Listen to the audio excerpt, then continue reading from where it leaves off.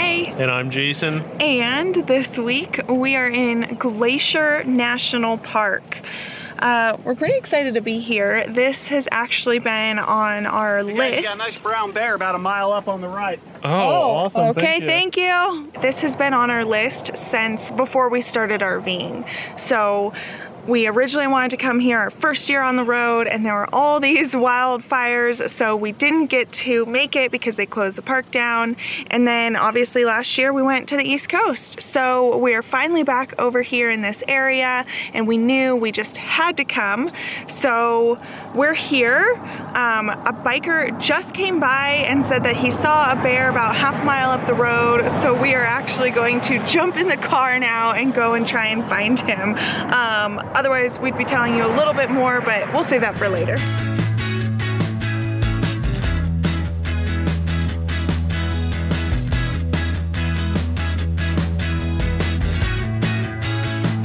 Well, we missed the bear, but that's okay. It was still kind of funny. Obviously, you could tell the people in front of us already saw him because they left their car doors open on the side of the road, which, by the way, shouldn't do that in a national park. If you pull off the side of the road, you should pull over all the way. Do you see anything? No, I guess I just pulled over because there's a place to pull over. Yeah. But anyway, I just thought that was really funny. They left their doors open and like took off after the bear. But I'm assuming he was pretty far up in the field. So anyway, we are now going to the Sun Road, and we're probably not even like a mile into the park, and it's already so pretty. So we're just gonna let you enjoy the view with us.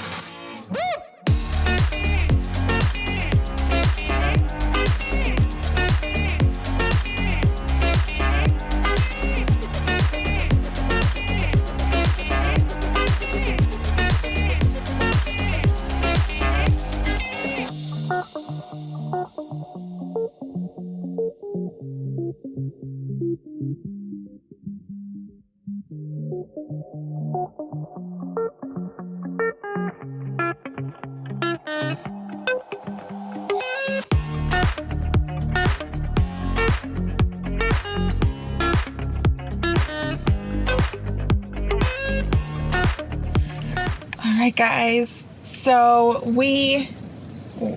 I think the last B-roll you saw was a trail called Avalanche Trail, which is a heavily trafficked trail here, but it leads to a lake with 3 different waterfalls coming down the mountains, which is just gorgeous.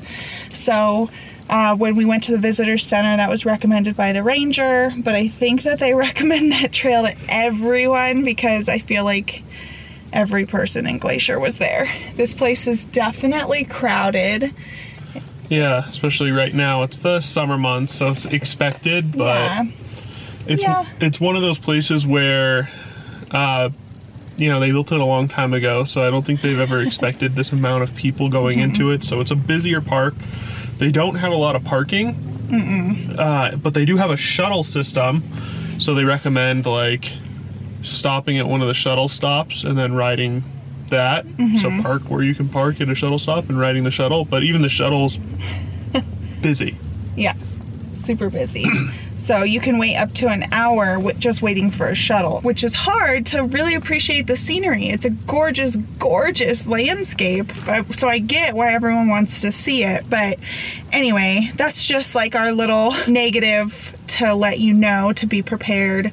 what to expect if you're coming here. This is also the type of park that I think you should pack a lunch, fill up on gas, and just expect to drive around the park all day. Everyone says that you need to do the Going to the Sun Road, which made us think that there was like other options, but in reality that is the only thing to do. That is the #1 thing to do. If you only have one day, you literally just drive from one end of the park to the other. There's only one road going through the park, so you have to do that. Yeah, and while there are a bunch of other entrances, they're kind of like their own little spurs, so it's kind of like you only get to do a couple hikes on that entrance. You don't get to see like all of Glacier, so I don't think it's, a lot of people are like, oh, is Going to the Sun Road open? Like, make sure you go. And we just thought it was like, that was just one of the best things to see, but I don't think if you came to Glacier and didn't take the Going to the Sun Road that you would have seen Glacier. Right, exactly. You can, like he said, drive around the park and there's little like offshoots, but the main thing to do is the Going to the Sun Road. It's the only road. So we are actually going to be driving it again, except this time we're taking a red bus tour, so we can actually, well, Jason can actually look around because he won't be driving, and we'll be getting a lot of information about the park, because this is a place that there aren't a lot of plaques, you know, when you stop off. And the ones that are there just explain what you're looking at, but we're hoping that this will give us a little bit more of the history and, you know, how it was formed, and a little bit more about the glaciers, because I know there at one point there was over 100, and I think now there's only like 26 or 30, I think I read somewhere. So we just want to learn more about the park and the glaciers, and like, you know, what's up with this area and why is it so different. So we will hopefully be getting a lesson today that we can regurgitate to you guys later. Yeah, and that reminds me, if you don't want to take the red bus jammer tour through through the park, they also do have an audio tour, which we found out about at the end of our drive yesterday. It wasn't told to us by the ranger, it was just on some sign somewhere. So if you just want to drive through the park yourself, look up that audio tour. We don't know if it's good or bad, but it should at least give you some information. Yeah, exactly. Good tip, babe. Thanks. All right, we're gonna go hop on our red trolley now.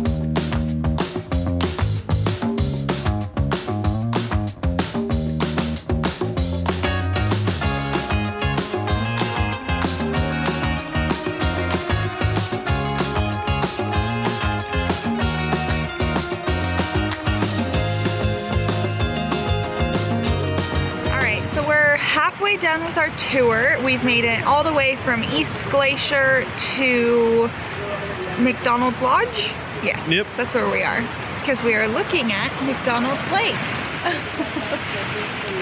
So it's actually kind of funny. Our tour guide told us that the reason, because there's McDonald's Lake, McDonald's Creek, McDonald's Lodge, so you would think that it was someone like really prominent here in the area, one of the first settlers or something, but no.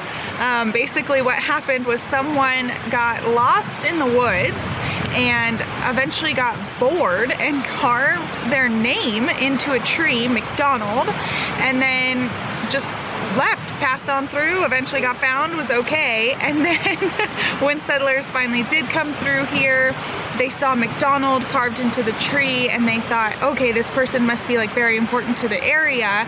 So they started naming things after him.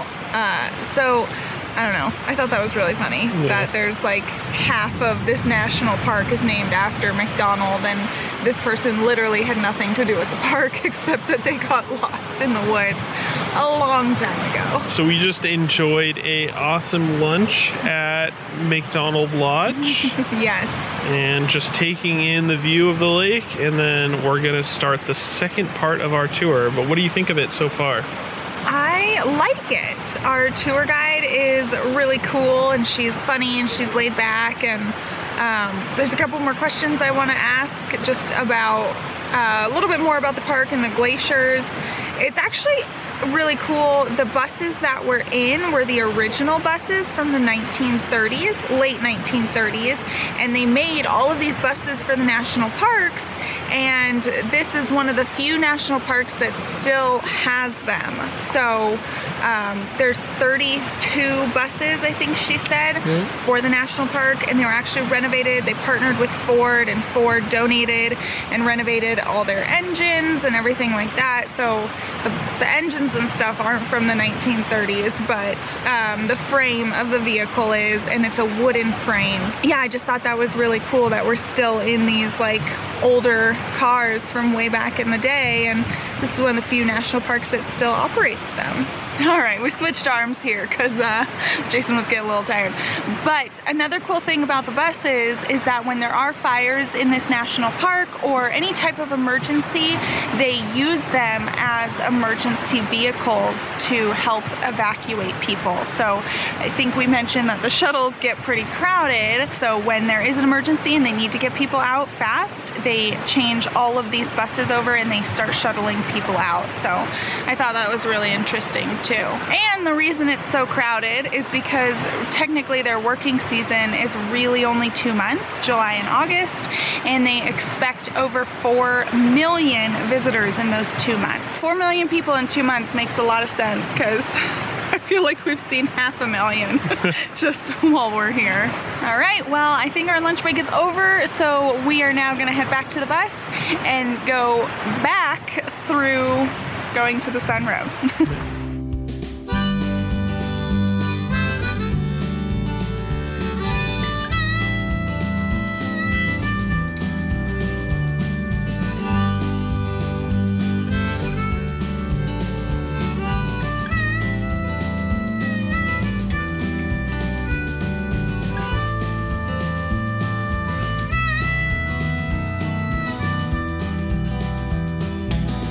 So obviously we are done with the bus tour. That was actually the end of yesterday, so we finished up the bus tour, and overall I really liked it. Yeah, definitely. It's very informative. However, we got very lucky, and when we first got there, we were put into our seats, which it's I think 4 rows of 4, and so we had 2 neighbors, and it was very cramped, and I was put next to a very tall man, and I am a very tall person myself, so neither one of us had leg room, and immediately I was thinking, oh my goodness, like this is gonna be horrible, like 6 hours in the car with no leg room. Like it's even worse than an airplane with how much they cram you in there. So thankfully 4 people didn't show up. They were in a group together, and so Jason and I got to move back 1 row, which was the last row. So thankfully for the other tall person and us tall people, we were able to kind of spread out our legs a little bit more and not be so cramped. Anyway, so that's the only complaint. Yeah, wear sunscreen. Yes. It's a convertible and the sun is hot, so. Yes, definitely wear sunscreen, wear a hat, wear sunglasses.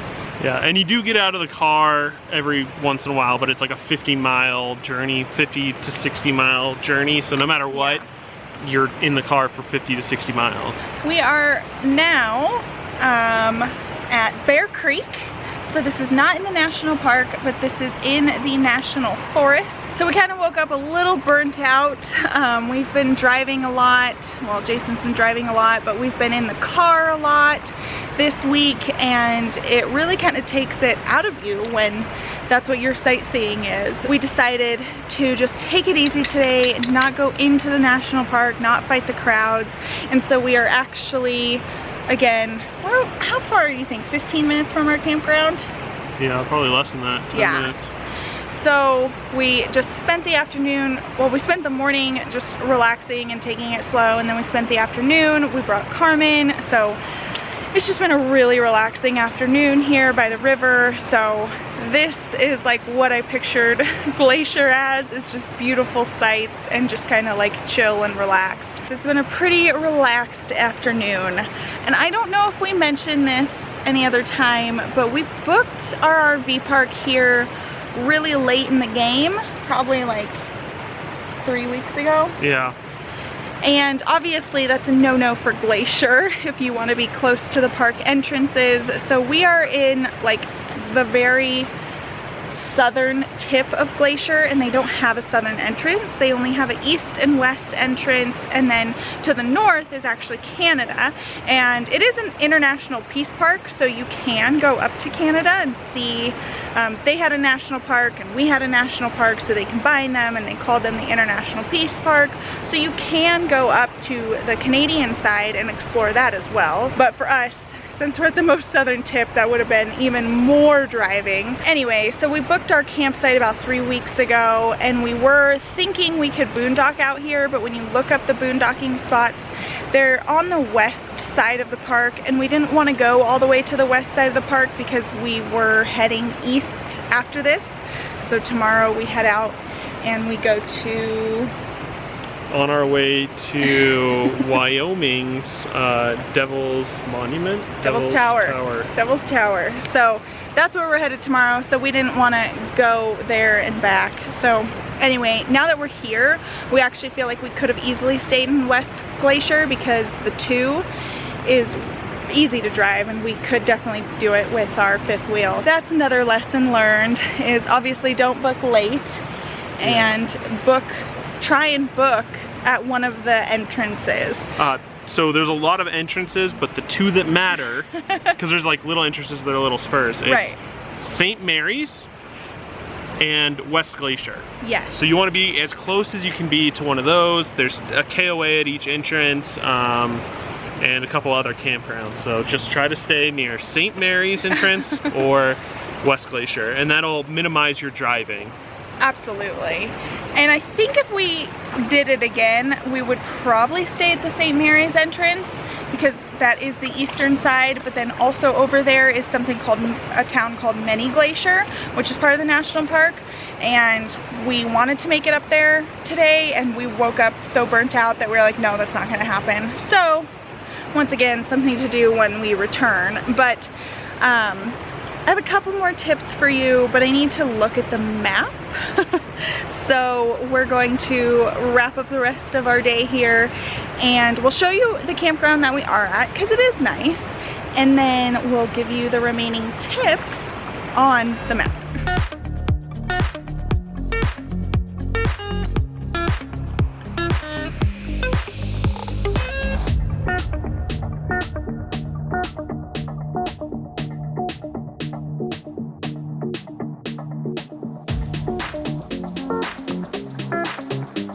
Alright guys, so I said I needed to show you a map to give you the rest of our tips. So this is Glacier National Park map.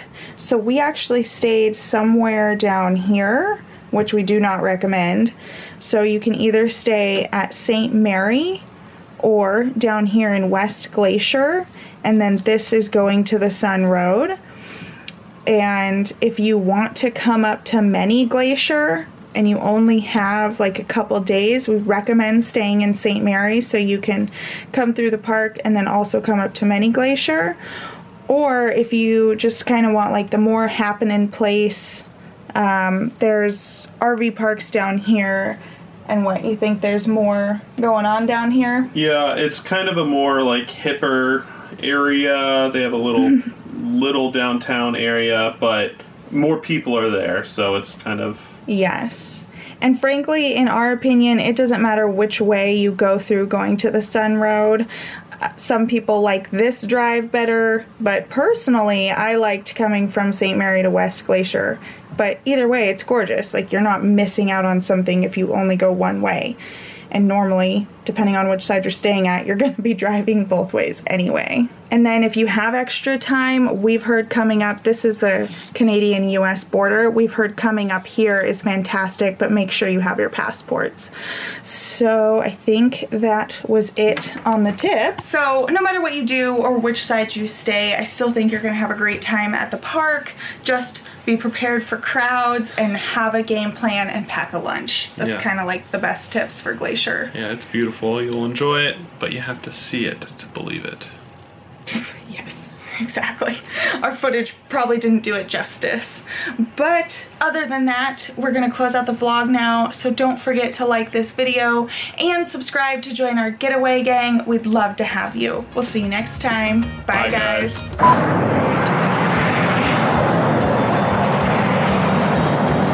Beautiful, peaceful, quiet up to national parks.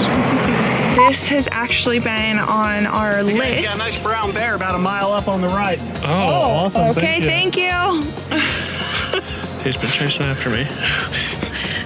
I just lost him. You hold it. It has something to do with that.